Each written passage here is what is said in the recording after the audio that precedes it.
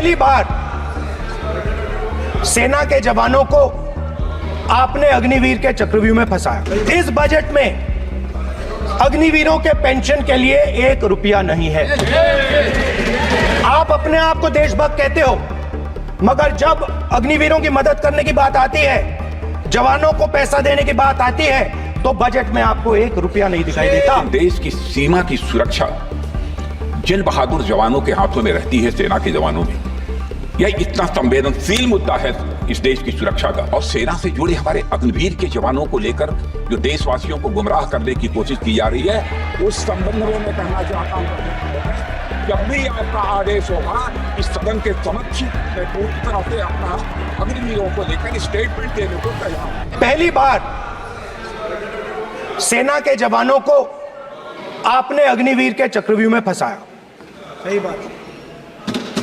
इस बजट में अग्निवीरों के पेंशन के लिए 1 रुपया नहीं है। आप अपने आप को देशभक्त कहते हो, मगर जब अग्निवीरों की मदद करने की बात आती है, जवानों को पैसा देने की बात आती है, तो बजट में आपको 1 रुपया नहीं दिखाई देता। उनकी पेंशन के लिए 1 रुपया आपने नहीं दिया,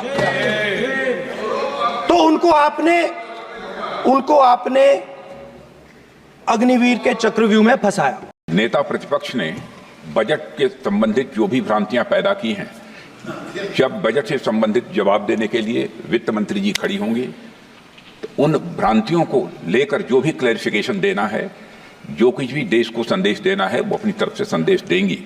क्योंकि मैं मानता हूं कि कई भ्रांतियां बजट को लेकर पैदा की गई हैं, लेकिन देश की सीमा की सुरक्षा जिन बहादुर जवानों के हाथों में रहती है, सेना के जवानों में, यह इतना संवेदनशील मुद्दा है इस देश की सुरक्षा का।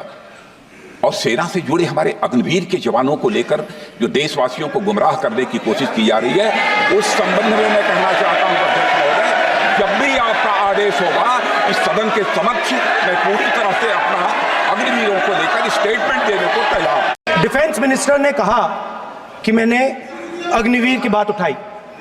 सब पहले भी डिफेंस मिनिस्टर ने कहा था कि शहीद अग्निवीर परिवारों को कॉम्पनसेशन दिया गया है, और उन्होंने कहा, हाउस में कहा कि 1 करोड़ रुपया कॉम्पनसेशन दिया गया है, मगर सर वो गलत था।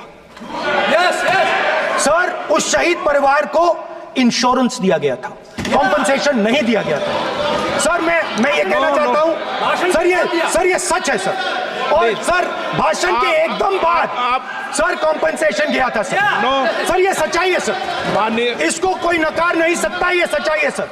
हमसे जुड़े रहने के लिए हमारे YouTube चैनल को सब्सक्राइब करें और नई वीडियो की नोटिफिकेशन के लिए बेल आइकॉन को दबाएं।